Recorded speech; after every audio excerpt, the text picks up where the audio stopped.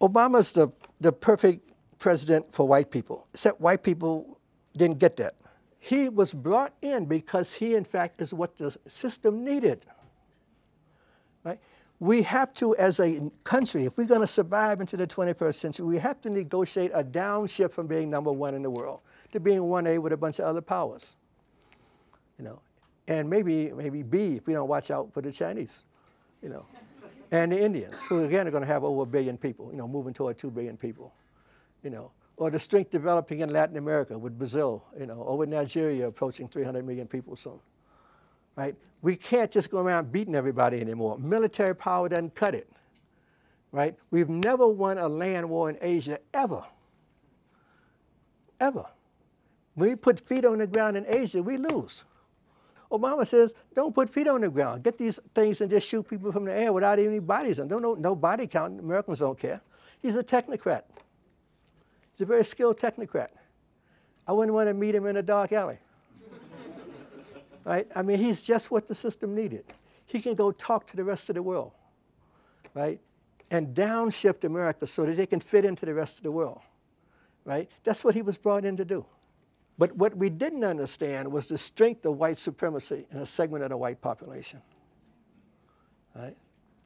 So you immediately get the initial response of white males when they're threatened to kill him, right? So gun sales go up, death threats are off the hook, right?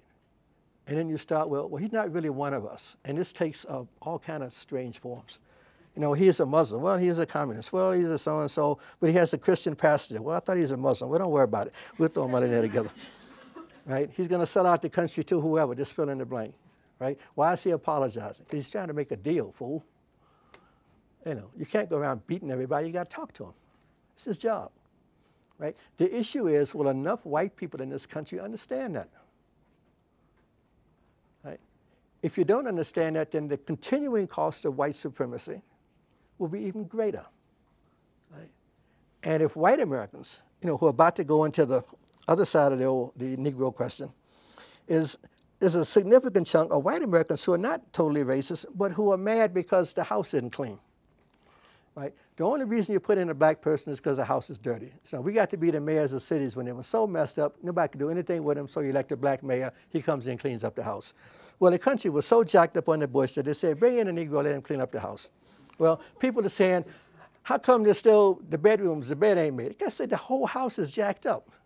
I'm supposed to do this in 3 years. Y'all messed it up over 2 decades. I'm supposed to come in 3 years and do the windows, the floors, this and that. So everybody complain. He's been in there 2 minutes. How come he didn't pass this? I just got here. This is how you talk to you. People think he's a servant. Right? You said you were going to do windows. I got to do the door first. There's water in the basement. Can I do the windows after I get the water out of the basement? So everybody's mad. Well, he didn't do this. It's white people. We brought in the Negro servant, and he ain't doing the windows. Now, black people, of course, knew better because we actually clean people's houses. Right? And we said, oh, man, the brother, how are you going? This is a mess here. Right? So they said, okay, I'll do the easy stuff. I'll go kill Osama bin Laden. I can do that without talking to anybody. The stuff he doesn't have to talk about, he can do, if you notice. I mean, the quick stuff, the stuff that really zap stuff because he's a technocrat, he can do it. If I don't talk to Congress, I can do a lot of stuff. I have to talk to these white people. They just mess up everything. That's why the government doesn't work. Every good idea he has, Republican ideas, because he's not a radical. He's not a radical. But compared to those lunatics behind him, you don't have any choice. Right? The cost of white supremacy is to sit here and debate like there's a choice. Right? And if you're a white person that really thinks that you have to debate whether you're going to support an intelligent black person that's trying to do something, not everything, but something, versus people with pitchforks, right, and sheets on their head, right, who wants you back in the kitchen barefoot, right, want black people back on the plantation, and you think that this is a choice, then check your own white supremacy.